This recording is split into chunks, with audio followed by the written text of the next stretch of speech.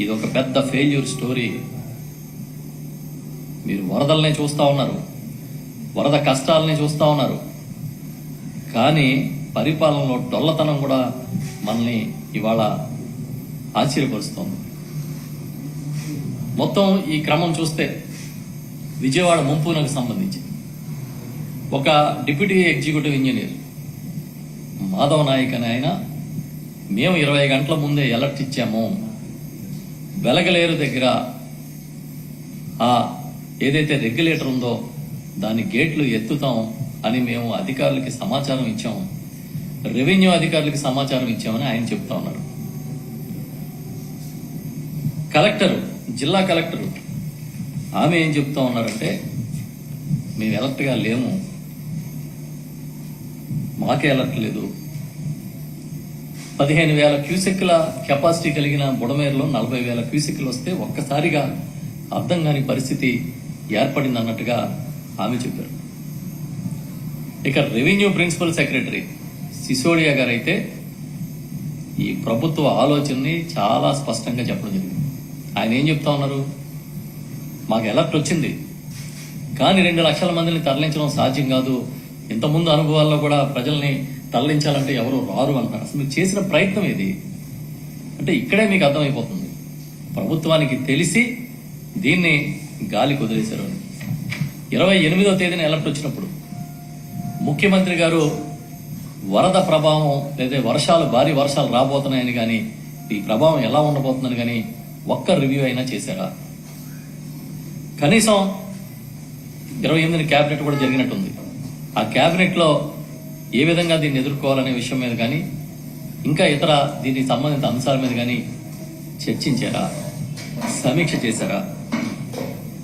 నేను ఆ మధ్యన చూశాను, కరెక్ట్గా అదే డేట్స్ లో ఏదో ఒక సినీ నటికి సంబంధించిన ఇష్యూలో సీఎంఓ ఆరా తీసిందని పత్రికలో వచ్చింది. మరి సీఎంఓ వరదల గురించి, వర్షాల గురించి ఆరా తీయలేదా?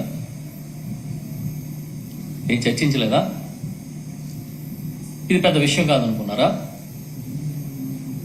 దీన్ని బట్టి మీకు ఏమర్థమవుతుందంటే అలర్ట్గా ఉండడం కాదు, లేకపోవడం కాదు, అసలు దీన్ని చాలా తేలిగ్గా తీసుకున్నారు. ఈ ప్రభుత్వం వరదలనే విషయాన్ని చాలా తేలిగ్గా తీసుకుంది. భారీ వర్షాలు, ముంపు అనే విషయాన్ని చాలా సింపుల్గా కొట్టిపరేసినట్టుగా కనిపిస్తూ ఉంది. విజయవాడ నడిబొడ్డులో మొగలరాజపురం దగ్గర కొండ చర్యలు విరిగిపడి 5గురు మరణిస్తే అది సెక్రటేరియట్కి కోతవేటు దూరం, అంటే సుమారు 4 కిలోమీటర్ల లోపు ఉండొచ్చు సంఘటన జరిగింది. ముఖ్యమంత్రి గారి రెసిడెన్సీకి ఒక 3 కిలోమీటర్లు ఉండొచ్చు. కనీసం విజయవాడ లాంటి సిటీలో కొండ చర్యలు విరిగి ఒక 5గురు చనిపోతే ఎలా రెస్పాండ్ అయింది ప్రభుత్వం? ఎవరైనా వెళ్ళారా అక్కడికి? 6గురు పక్కనే ఉన్న ముఖ్యమంత్రి గారు కనీసం విజిట్ చేశారు? పోనీ ఏదైనా అర్జెంటుగా మనం వెళ్లాల్సింది ఎవరు అంటే డిజాస్టర్ మేనేజ్మెంట్కి సంబంధించిన అధికారులు కానీ, ఉన్నతాధికారులు కానీ, లేకపోతే మంత్రులు కానీ పరుగులు తీశారా అక్కడికి? ఎప్పుడైతే మీరు చాలా తేలిగ్గా తీసుకున్నారో ఈ యంత్రాంగం కూడా ఆ తర్వాత సంఘటనల పట్ల ప్రభుత్వం తీరును బట్టే వారు కూడా చాలా పైపైన తేలిగ్గా తీసుకున్నారని నేను కూడా భావిస్తూ ఉన్నా. ఈ రోజున మనం చూస్తే అసలు ఫస్ట్ ఇంత ఫ్లడ్ వస్తున్నప్పుడు ఇదే కృష్ణా నది పైన 3 మేజర్ రిజర్వాయర్స్ ఉన్నాయి, మేజర్ ప్రాజెక్ట్స్ ఉన్నాయి. శ్రీశైలం కానీ, నాగార్జున సాగర్ కానీ, పులిచింతలు కానీ. కనీసం ఆ ప్రాజెక్టులో ఫ్లడ్ క్వశ్చన్ పెడితే ఈ పరిస్థితి లేదు కదా. అంటే ఇరిగేషన్ అధికారులు, ఇరిగేషన్ శాఖ ఏం చేస్తా ఉంది? అసలు ఇరిగేషన్ శాఖకి, డిజాస్టర్ మేనేజ్మెంట్, రెవెన్యూకి మధ్య సమన్వయం ఉందా లేదా? ఇవన్నీ ప్రశ్నలు. మీకు చేత కాలేదు, మీరు అయోమయంలోకి పోయారనడానికి ఇవే కదా. వాళ్ళు ఏదో చెప్తా ఉన్నారు బుడమేరుకు సంబంధించి.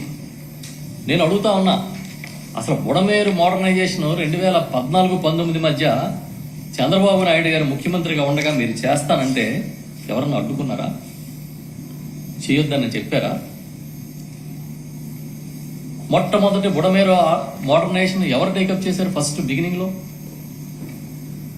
ఆ రోజు ముఖ్యమంత్రిగా ఉన్న దివంగత నేత రాజశేఖర రెడ్డి గారు ముఖ్యమంత్రిగా ఉండగా బుడమేరు మోడర్నైజేషన్ స్టార్ట్ చేశారు. ఆ తర్వాత చంద్రబాబు నాయుడు గారు అధికారంలోకి వచ్చిన తర్వాత 14లో కనీసం దానికి సంబంధించి ఒక జీవో ఇచ్చారు తప్ప పనులు ఏమైనా ముందుకు తీసుకెళ్లారా? కానీ వాళ్ళు ఏం చెప్తా ఉన్నారు, ఇదేదో పాపం అంతా జగన్మోహన్ రెడ్డి గారు చేశారు, ముఖ్యమంత్రిగా పట్టించుకోకపోవడం వల్ల ఇదంతా జరిగిందన్నట్టుగా మాట్లాడుతున్నారు.